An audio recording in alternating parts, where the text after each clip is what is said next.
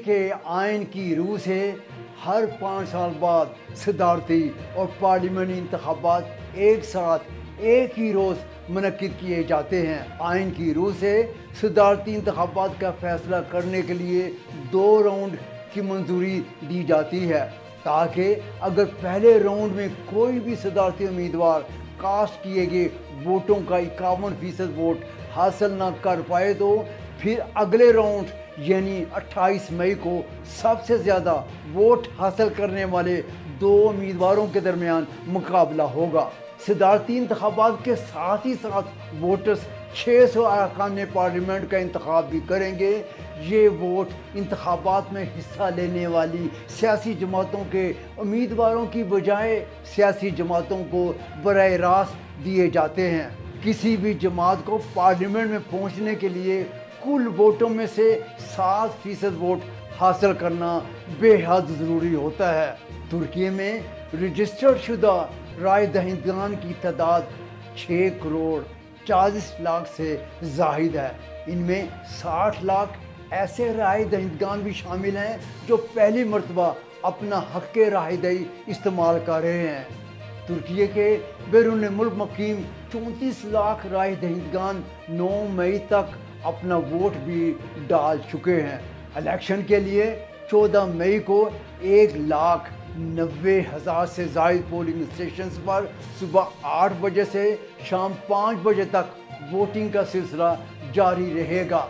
तुर्की दुनिया में उन गिने चुने ममालिक में शामिल होता है जहां अवाम बड़े बाशऊर हैं और बड़ी तादाद में वोट डालते हैं।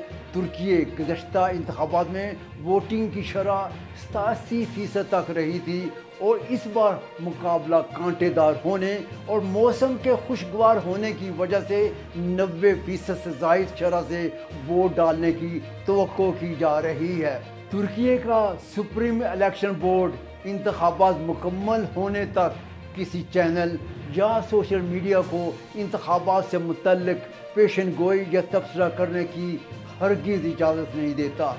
ताहम अगर सुप्रीम इलेक्शन बोर्ड ज़रूरी समझे तो रात 9 बजे के लगभग या इससे कबल मीडिया को एक साथ नताइज देने की इजाज़त दे सकता है और रात गे तक रिज़ल्ट पेश किए जा सकते हैं।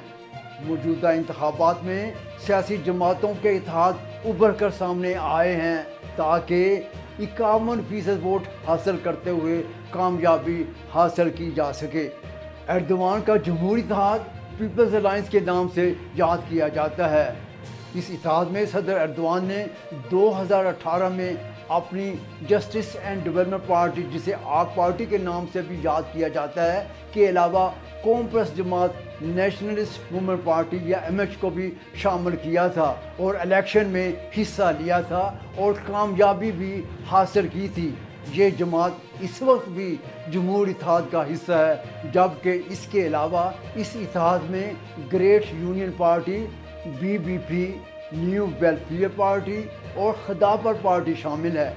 अपोजिशन का मिल्लती इत्तेहाद या नेशनल अलायंस तुर्की में अपोजिशन की 6 जमातों ने सदर एर्दोगान को इक़्तिदार से हटाने के लिए आपस में इत्तेहाद करते हुए मिल्लत इत्तेहाद के नाम से इत्तेहाद कायम किया है। इस इत्तेहाद में अपोजिशन की सबसे बड़ी जमात रिपब्लिकन पीपल पार्टी यानी CHP या तुर्की ज़बान में CHP, इसके अलावा कौमी पसंद ई पार्टी या गुड पार्टी, इस्लाम पसंद सादत पार्टी, दाएं बाजू से ताल्लुक़ रखने वाली फ्यूचर और देवा पार्टी शामिल हैं। इसके अलावा इस इत्तेहाद के बाहर से HDP, जो अब नए नाम से ग्रीन पार्टी बन चुकी है, वो भी हमायत जारी रखे हुए है।